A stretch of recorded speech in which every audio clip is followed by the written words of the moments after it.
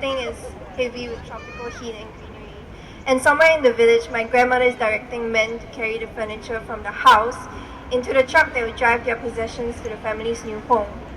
And my grandfather came home from work to this scene, and he was completely uninformed. So he was dumbfounded, and all he could do was follow. This is one of the many stories my mom would tell me about my grandmother. And in my mother's stories about my grandmother, there is rarely talk of how women at the time were beaten by their society or sometimes their husbands. Instead, she always spoke with awe about these moments of assertiveness from her mother. How she yelled at her husband when she found him incompetent, or how she single-handedly planned their move when he refused to leave the village during the dangerous racial riot.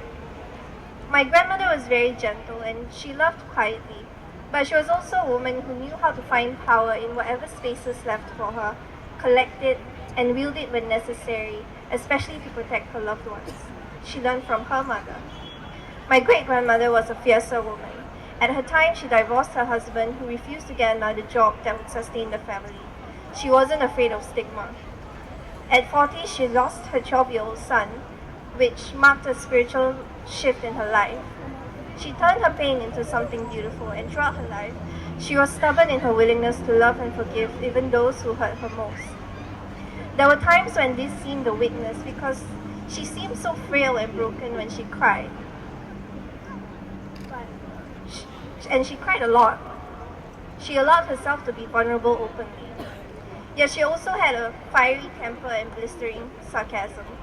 She contained multitudes and she wasn't afraid to be all of them. I know now how brave and strong she was to show the world her gaping wounds. Whenever I applauded these moments of speaking up to husbands or taking charge of a situation, my mother would be quick to add that it was still bad for them at the time. They were still treated badly. The only reasons why these moments were compelling were precisely because they were subversive, because they weren't treated as equals. And one mustn't mistake the replication of power, silencing or putting down another person, as empowerment, even if women are the ones doing it. In fact, if they're doing it to another woman, then it's worse. The struggle for women's equality is diverse. Ideally, the multiple struggles happen side by side in solidarity. But in reality, there is a hierarchy we're working within because of different factors that position women differently, like race, class, and sexuality. For example, I can't speak of women's issues without also talking about my race. Growing up Malay, I knew too many girls who didn't feel fair enough for beauty. They carried whitening creams in their pockets, aspiring to fairness that they saw in their Chinese classmates. It's important to talk about this in the context of Singapore. Whose voices are shouted over and whose are prioritized?